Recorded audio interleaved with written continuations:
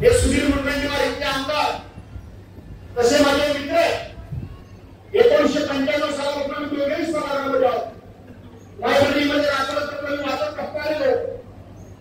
त्यामुळे सभागृहामध्ये सभागृह सुरू होण्यापूर्वी हजर राहणं आणि सभागृहातील 2 ते 3 वाजता संपल्यानंतर हजर राहणं.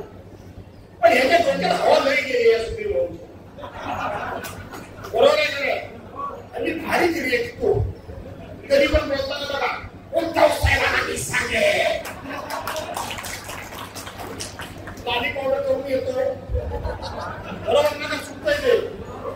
त्या परवाच्या विधानसभेच्या अधिवेशनामध्ये आता आम्ही काही एकमेकाला बोलतो थोडंफार. हा यांना कुणी काही बोलता का म्हणजे ह्यानी उठायचं आणि कोणालाही काही बोलायचं. बरोबर आहे की नाही?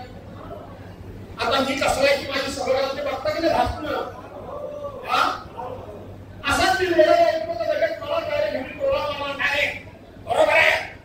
तुम्ही 1796 पक्ष बदलून आले त्यामुळे तुमचा अनुभव मोठा आहे. मला सांगत होतो माझी होती ती 63. मी बोले गद्दारा असा बोललो गद्दारा तुम्हाला काय विकास शिकवतो. मी एकदा शिवसेना सोडली होती आपल्या जगाला माहिती आहे. का सोडली होती ती आपल्या जगाला माहिती आहे. कोणीही मला वाईट बोललेलं नाही. पण तो इतिहास झाला. अरे तू 2019 साली हंसराज अहिर या खासदाराच्या विरोधात पक्षात राहून तू गद्दारी केली.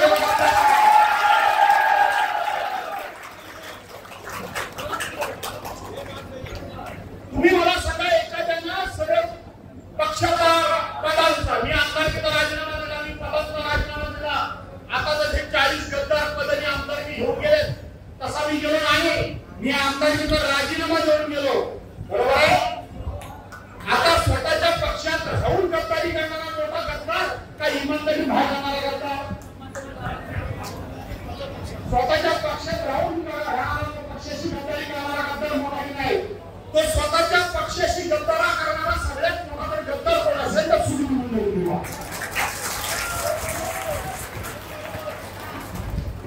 सुधीर मुनगंटीवार स्वतःच्या पक्षाशी गद्दारी मित्र पक्ष म्हणून शिवसेनेची गद्दारी केली की नाही गद्दारी?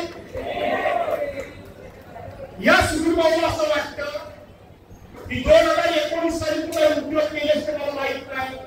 संघाच्या लोकांनी आरएसएसच्या लोकांनी भाजपच्या लोकांनी अवसरा भैरूच्या लोकांनी एवढं मला ह्याचे पुरावे कागदपत्र पाठवले आणि मी ह्याच्याकडे जपून घेऊन गेले.